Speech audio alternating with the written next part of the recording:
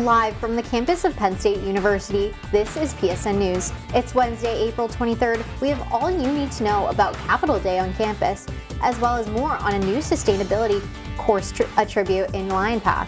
We also have details on the Karen Reed trial, along with sports, entertainment, weather, and an interview. Stay tuned.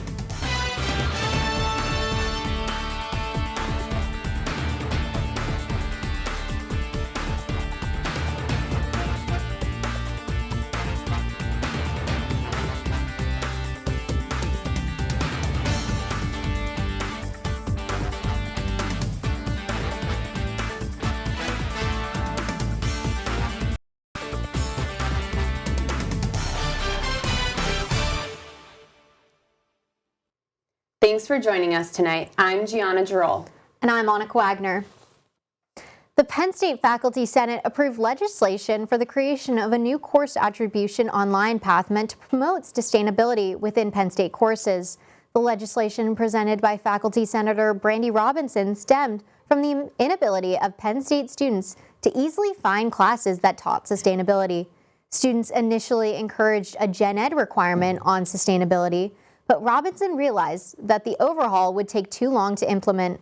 Instead, the sprinkling of sustainability throughout courses would reach more majors quicker and help expand the fight beyond just sustainability majors to save the planet. Capitol Day on campus at University Park will be held this Friday, April 25th from 10 a.m. to 4 p.m., hosted by Penn State's Line Caucus and Advocate Penn State. The event will take place at the Hub Robeson Center's Aquarium and Monumental Staircase. Capitol Day on campus will encourage students and the campus community to share their stories of how Penn State impacts them and Pennsylvania as a whole. There will also be various giveaways throughout the event. All Penn Staters are encouraged to help support fair funding for Penn State at advocacy.psu.edu. The State College Food Bank will celebrate their first anniversary of their new location with an open house this Thursday. Highlighting the celebration will be the unveiling of an artist-created donor wall.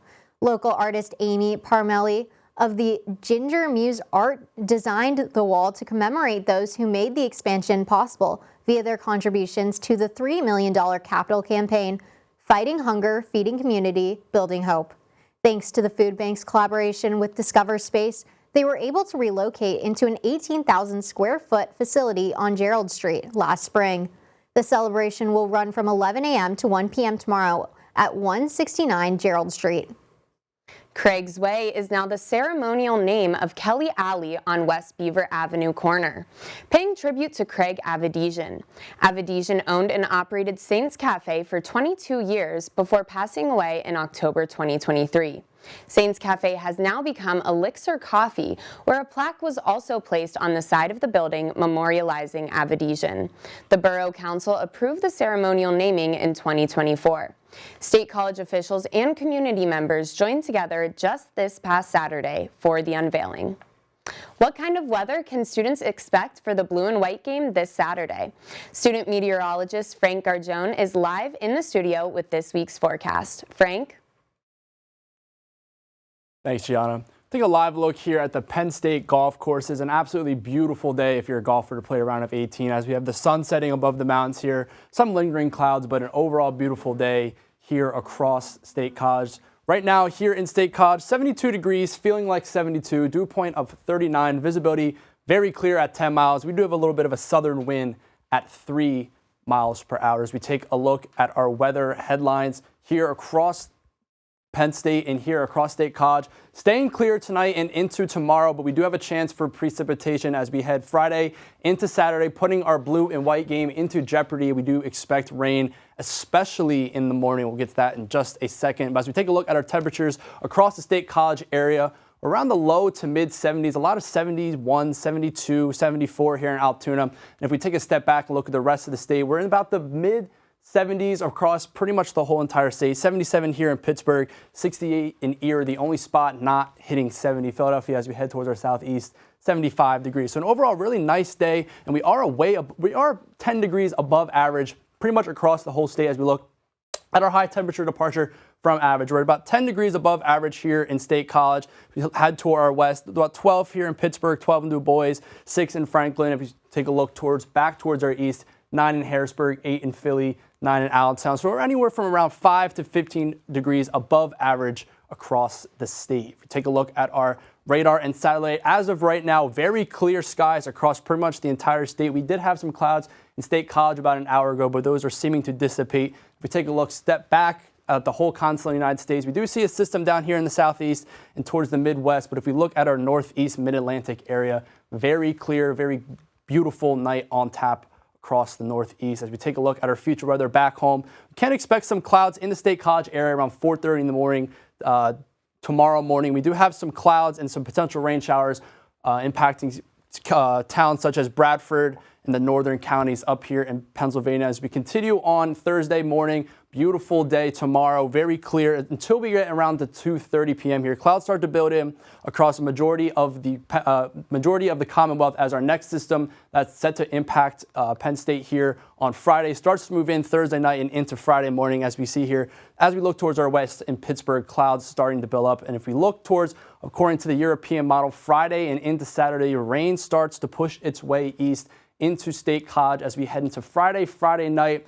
And as the blue and white game starts here around 1 p.m., we do expect rainy conditions making its way out around the Saturday afternoon time frame. As we head into early Sunday morning, expect a northwesterly wind with clear skies. As we take a look tonight here in State College, 49 degrees, cool, clear and cool. We do have a little bit of a calm wind, but the night's conditions are expected to happen tomorrow as well, as we have temperatures reaching 80 degrees with more sun, a little bit more windy conditions here from the southwest at 5 to 10 miles per hour. And overall, the whole 7-day forecast ahead looks pretty nice. Like I mentioned, tonight and into tomorrow, very nice. We do have that system moving in Friday and Saturday, like I said, jeopardizing the blue and white game. Temperatures are expected to take a dip to around average 64 here on Saturday and Sunday, but Sunday, Monday, Tuesday, warming back up and staying clear as we have on Tuesday, 79 degrees and warming temps. Back to you, Gianna. Thanks, Frank. Stick around because after the break, Sophia Koch will have the latest in sports.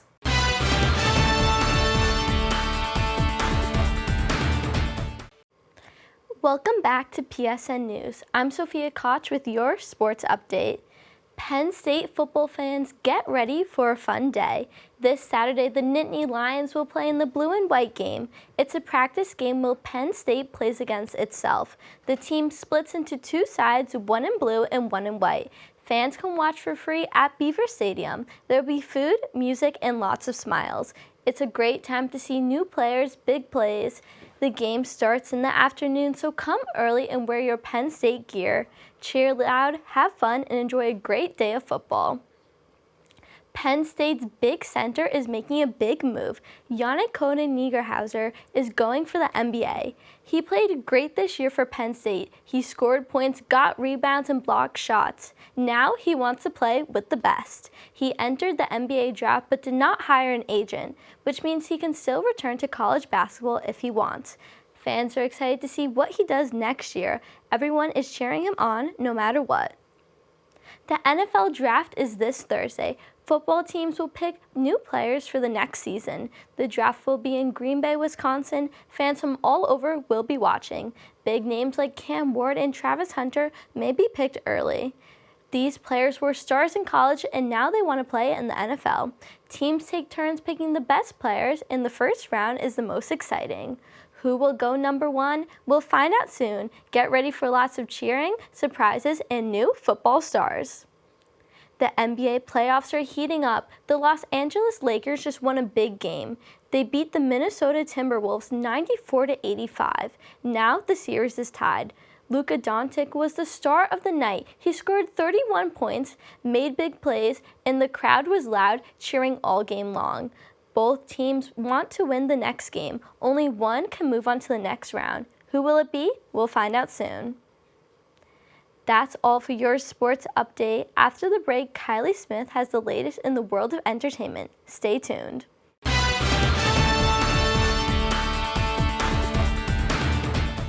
Welcome back to PSN News. I'm Kylie Smith with your entertainment update.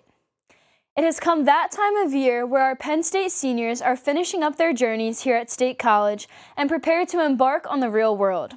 In celebration of all these students' accomplishments, Penn State Homecoming is hosting their annual Legacy event to honor these seniors' journeys and accomplishments here at Penn State. The event will take place in Alumni Hall at the Hub Robeson Center tomorrow, April 24th from 11 a.m. to 4 p.m.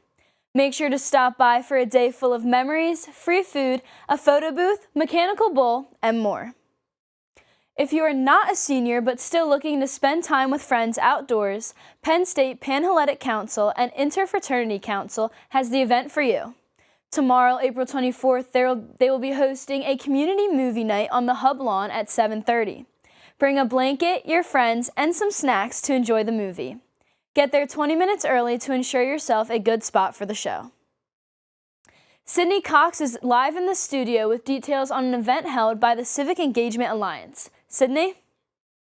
Thanks, Kylie. Last week, I had the opportunity to attend an event held by the Civic Engagement Alliance that gave students the opportunity to network and learn over the course of a meal. Let's check it out.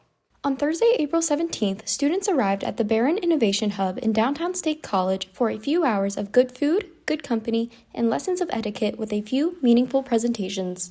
My name is Sydney Cox, and I'm here at Media and Manners, an etiquette dinner hosted by the Civic Engagement Alliance. This is a low-pressure environment where students are not only able to dress up and dine, but to learn proper manners during a meal. Let's go take our seats. When we looked back at it and trying to figure out, well, how do we actually do this, we started looking for who we thought would be a good host, who we thought would be good at teaching this, where do we do the event, and kind of how do we reach out to our members. And a big part of that is that the Civic Engagement Alliance is just that, as an alliance, is we focus on bringing together other clubs that already exist and finding ways to kind of allocate those resources towards doing something better. Starting with an introduction of our etiquette hosts, Bob Martin and Kendall Mainzette, they walked us through greetings and arriving at the table.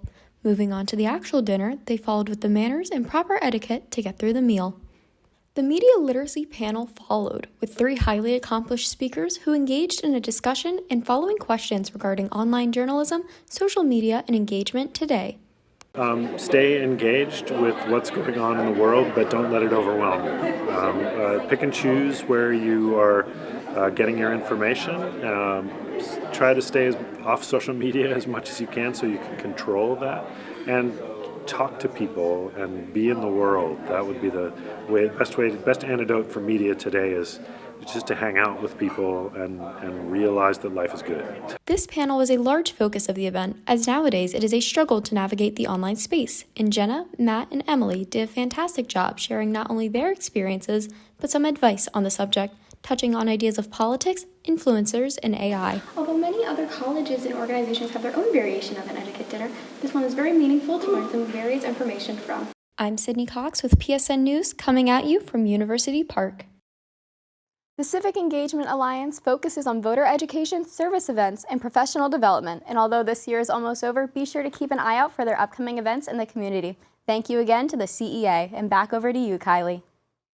Thanks, Sydney. In national news, Leslie Odom Jr. is coming back to the room where it happened. Leslie will be returning to Broadway as he reprises his role of Aaron Burr in the hit musical Hamilton from September 9th through November 23rd of 2025. Odom, who has won a Tony and a Grammy for his original cast recording of Hamilton in 2015, said, quote, "I can't wait to revisit this brilliant piece that forever changed my life and the lives of many. This is all the more special as Hamilton is celebrating its 10-year anniversary on Broadway." Netflix has announced that their original series, Heartstopper, will not be filming a 4th season, but instead ending Nick and Charles' journey with a movie. The movie will be based off of Alice Oseman's upcoming novel, Heartstopper, Volume 6, with stars Kit Connor and Joe Locke coming back to our screens. The film will be picked up after the Season 3 finale and is intended to see the couple navigate through more challenges as their love grows. That's all for your entertainment update. Coming up next, interview anchor Annalise Hansen will be speaking with Rasha El-Wakil, the UPUA president for the upcoming school year. Stay tuned.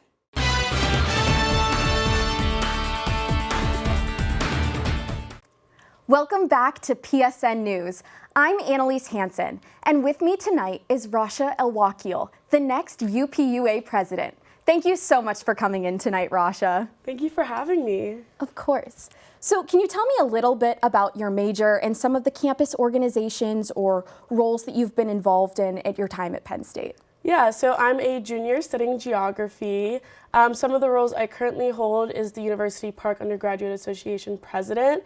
I also serve on the Pan-Hellenic Executive Council as the vice president of Diversity, Equity, Inclusion. And I just wrapped up my term as DEI chair for Lion Ambassadors, and I'm a part of the Presidential Leadership Academy. Awesome. What inspired you to run for UPUA president, and what does it mean to you to hold this role? Yeah, I really wanted to run for president because of all the things I've seen UPUA do and all the good work that it has done for my 3 years being within the organization. However, I knew that there were still key factors that need to be improved on and student voices that still weren't heard. And I really wanted to ensure that we were listening to all students. And so one thing that me and my Vice President Fletcher Port did was ensure that a lot of the things on our platforms were things that we heard from other students.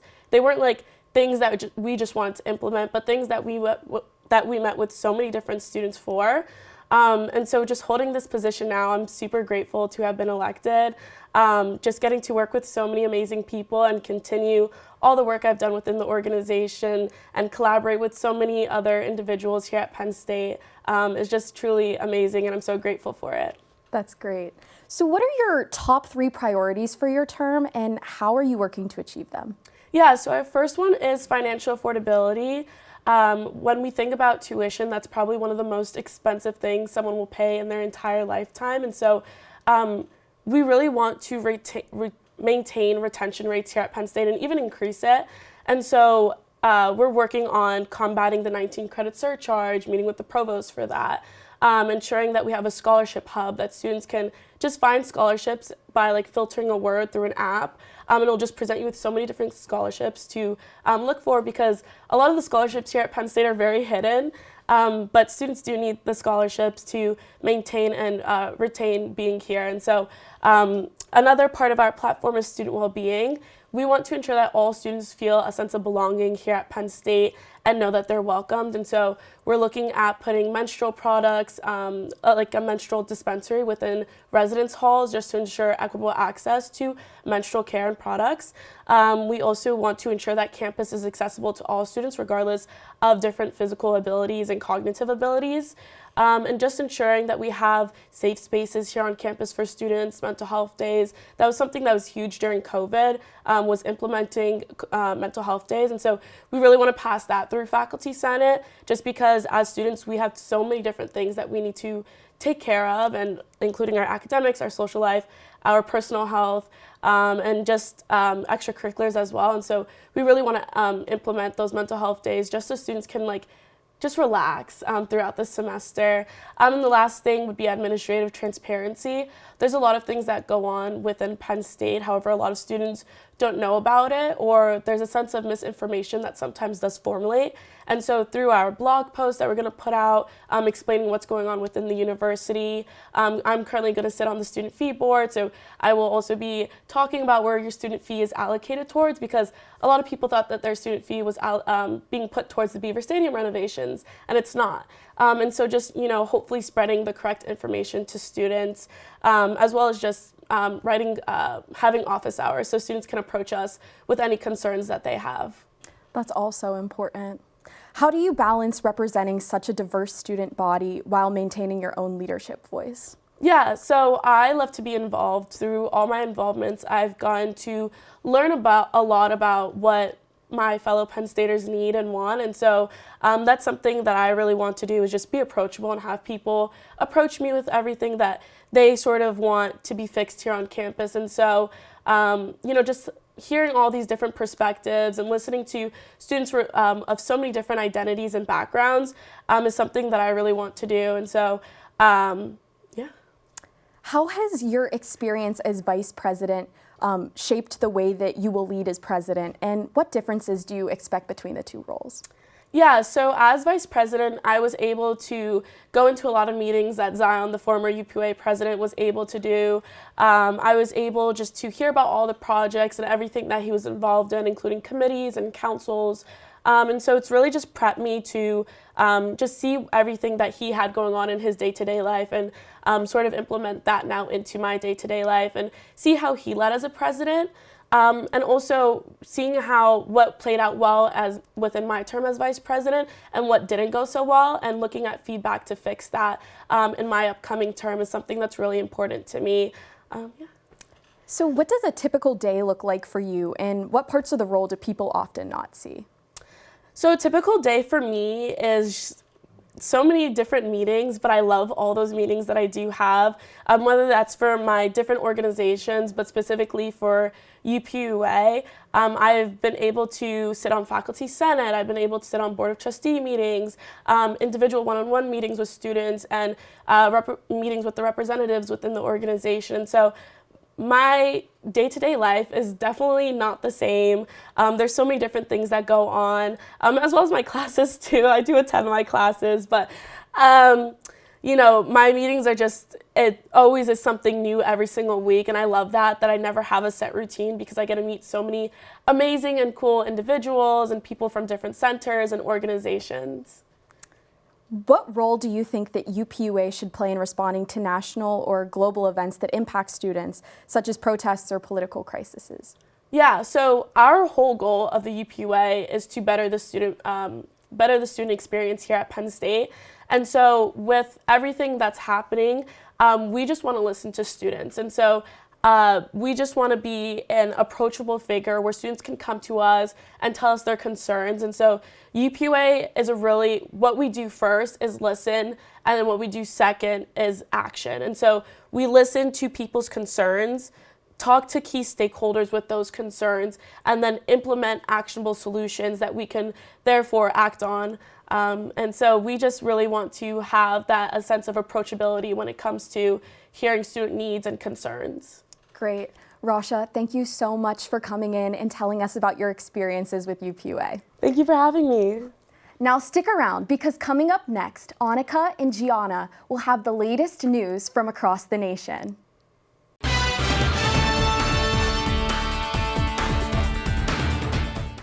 Film producer Harvey Weinstein's Me Too rape retrial opened today with a majority female jury of 7 women and 5 men. This is a more female panel than his first trial 5 years ago, with a jury of 7 men and 5 women. This trial marked a significant moment for the Me Too movement against sexual misconduct, but Weinstein is being tried again after New York's highest court overturned his 2020 conviction. 73-year-old Weinstein has pleaded not guilty and denies the rape and sexual assault allegations against him. Yesterday marked the start of Karen Reed's second murder trial in Boston. Reed is accused of striking her Boston police officer boyfriend, John O'Keefe, with her SUV and leaving him to die in the snow in 2022. Reed has been charged with second-degree murder, manslaughter while operating a vehicle under the influence and leaving the scene. A mistrial was declared last year after jurors could not come to a decision. The second trial is underway, with Reed still maintaining her innocence. Harvard University is suing the Trump administration to stop the federal freeze of more than $2.2 billion in grants. The administration froze Harvard's funding after the university refused to limit activism on campus. The lawsuit says the freeze violates the First Amendment and Title VI of the Civil Rights Act. The American Council on Education applauded Harvard for taking the step to protect the rule of law. Pope Francis died on Monday at age 88, making his last appearance on Easter Sunday. His funeral will be held Saturday at 10 a.m. in St. Peter's Square. President Donald Trump and First Lady Melania Trump are expected to attend, as well as Argentine President Javier Milei. Francis was history's first Latin American pontiff. Pope Francis will lie in state beginning Wednesday in St. Peter's Basilica, where visitors can pay their respects. The conclave to choose Francis's successor must begin between May 5th and 10th. That concludes our show tonight at PSN News. Be sure to check us out on Twitter and Facebook at PSN News, on Instagram at Penn State Network News, and to subscribe to our YouTube channel at youtube.com/PSN News. Have a good night and stay safe, Penn State.